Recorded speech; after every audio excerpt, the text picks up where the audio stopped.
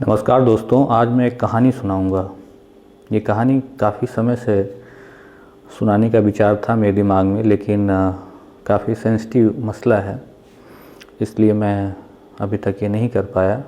आज एक मित्र से बात करते हुए फिर से वो घटनाएं दिमाग में ताज़ा हो गई, तो सोचा ये कहानी सुनाता हूँ। इस कहानी का शीर्षक है, इसमें उसकी क्या गलती है कि उसको कोरोना नहीं हुआ। बड़ा विचित्र सा शीर्षक है, लेकिन जब आप कहानी सुनेंगे तो आपको समझ में आएगा कि ये शीर्षक, इस कहानी का शीर्षक कितना रेलेवेंट है। तो होता ये है कि कुछ महीने पहले की बात है, करीब रात को 8 या 9 बज रहा होगा, ऐसे कुछ होगा। मुझे एक मैसेंजर में मैसेज आता है कि क्या ऑक्सीजन की व्यवस्था हो सकती है, देवरिया का मामला है। तो एक हमारे सहपाठी थे,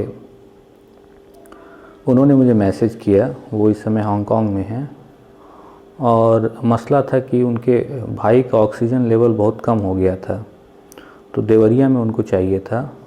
हुआ ये था कि उन्होंने बताया कि हॉस्पिटल ने वहाँ पे जो RT-PCR टेस्ट हुआ उसमें कोरोना निगेटिव हुआ, लेकिन उनका ऑक्सीजन लेवल बहुत कम था और हॉस्पिटल ने इसलिए एडमिट करने से मना कर दिया क्योंकि उनका कोरोना टेस्ट पॉजिटिव नहीं आया। और यही कहानी का शीर्षक है, क्योंकि चूँकि हॉस्पिटल एडमिट नहीं कर रहा, ऑक्सीजन लेवल कम जा रहा है। उन्होंने किया, बहरहाल मैंने कई जगह मैसेज डाले, कुछ लोगों ने काफ़ी मदद भी करने की कोशिश की। एक जने ने तो, जो कि इस समय ताइवान में है, उन्होंने काफ़ी समय खर्च किया अपना और बहुत सारे नंबर भी प्रोवाइड कराए। हालांकि कम्युनिकेशन भी नहीं हो पा रहा था क्योंकि वो हांगकांग में थे, वो अलग परेशान थे, ये सब चल रहा था। तो बहरहाल उनके भाई को उनके माता पिता, उनके सिस्टर लेके कहीं उन्होंने मऊ के हॉस्पिटल में बात की, तो वहाँ ये हुआ कि अगर लाएं तो वो एडमिट कर लेंगे। कोई शायद प्राइवेट हॉस्पिटल था, तो इन लोगों ने कोई गाड़ी की व्यवस्था की। माता पिता भी काफ़ी बुजुर्ग हैं, तो लेकिन इन सब में जो समय लगा, जिसकी वजह से घंटों ख़राब हुए और ऑक्सीजन लेवल लगातार कम जा रहा था और उनकी डेथ हो गई। उनको नहीं बचाया जा सका।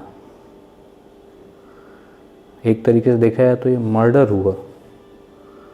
उनको कोरोना था या नहीं था, हॉस्पिटल का काम है कि इलाज करना। ऑक्सीजन लेवल चाहे कोरोना की वजह से कम हो रहा हो, ना हो, चाहे RT-PCR टेस्ट की गड़बड़ी हो, तुरंत एडमिट करके काफ़ी चांस है कि जान बचाई जा सकती थी। तो ये बड़ा ही, तो वो जो बीच में वो काफ़ी भावुक थे, उन्होंने जो बात कही कि अगर कोरोना नहीं हुआ मेरे भाई को तो इसमें उसकी क्या गलती है।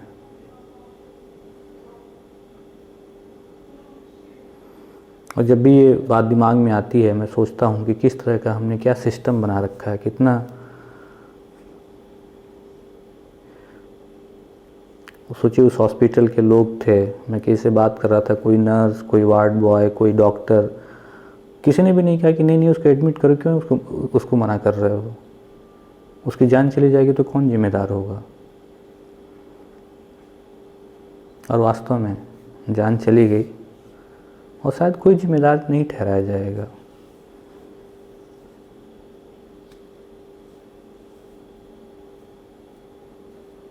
और ये घटना तो ये है, इसी तरह की एक और घटना वो पिछले साल हुई थी 2020 में, जिसमें एक बुजुर्ग थे, उनको ब्रेन हेमरेज हो गया था और ब्लीडिंग हो रही थी ब्रेन में, और कोरोना टेस्ट के चक्कर में 48 घंटे का डिले हुआ और उनकी डेथ हो गई। ये घटनाएं इसलिए दिमाग में आई क्योंकि अभी हमारे मित्र का, इनका हाथ टूट गया था और उनका RT-PCR टेस्ट जो है वो फॉल्स पॉजिटिव आया, जिसकी वजह से उनका ऑपरेशन नहीं हो रहा था कि अगली बार 1 हफ्ते बाद करेंगे। और चूँकि उनको कोई कारण नहीं था, उन्होंने वैक्सीन वगैरह भी ली हुई थी और भी कोई लक्षण भी नहीं थे, हालांकि इधर उधर काफ़ी प्रयास करने के बाद उनका फिर ऑपरेशन हुआ एक दूसरे जगह।